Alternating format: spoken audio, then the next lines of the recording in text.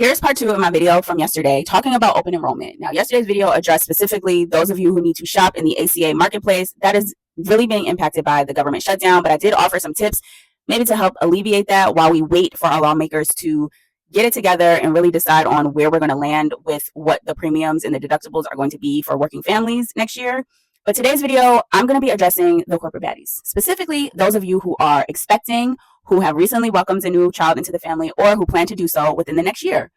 Now, some of these tips will, of course, be similar to what I shared in the video yesterday, but I do think an added bonus that those of you who are employed with a larger company and you are able to pay into your company's insurance program or your spouse or partner's insurance program is you more than likely have an HR rep or a benefits admin that you can speak directly to ask questions and have them explain things to you in detail. If you don't have that information, make sure you find out who that person is before you start getting into the nitty-gritty of needing to utilize these benefits. Ask these questions beforehand. Make sure you know their name, you know a way to contact them, you know what their schedule is, so that you don't find yourself in a doctor's office being bombarded with an invoice and being like, I don't know what this is. I didn't think I had to pay for that. The types of questions that you want to ask them or the information that you want to have obtained yourself is, what is the max out-of-pocket cost for maternity care?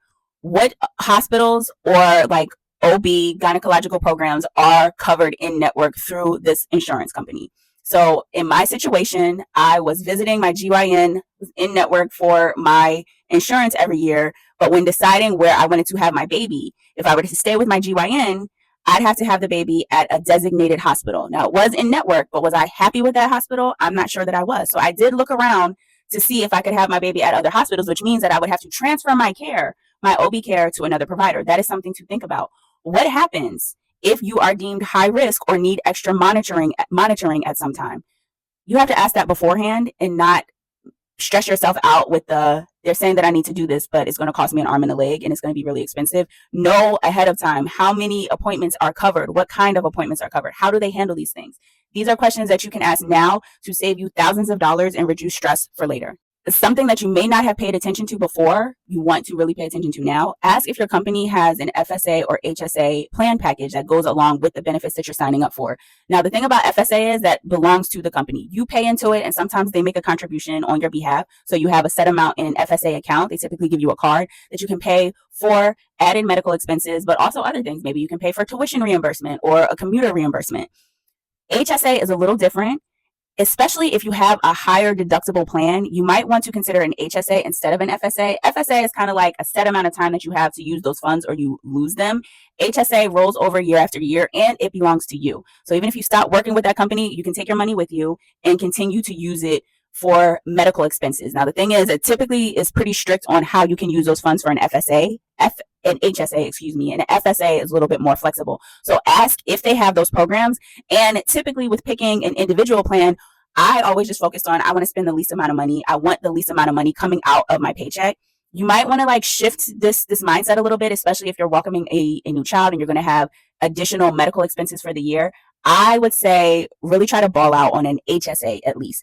FSA, you're not always able to spend that money, so you don't want to lose it if you can't use it by a certain amount of time. A ball out on that HSA, a lot of times you can accrue interest. It's tax deductible, and it can help you have money that's needed to prevent you from additional out-of-pocket costs. It's already being contributed into the account, and it might even help you reach or beat your deductible to have all of your expenses covered. The next tip is you really need to know your company's leave policy front to back, inside out. You need to know exactly what your paid leave time is, the amount of time that you will have. You also need to see if your company allows you to pay into a short-term disability plan. Now, a lot of times, there's only 14 states in this country that has mandated paid family leave. A lot of companies either just go based on what the state legislation is, or they offer a company policy where they give you a certain amount of time for paid family leave, which tends to be anywhere from 4 to 6 weeks, depending on what their short-term disability stipulations are that you would have to pay an additional premium to be a part of.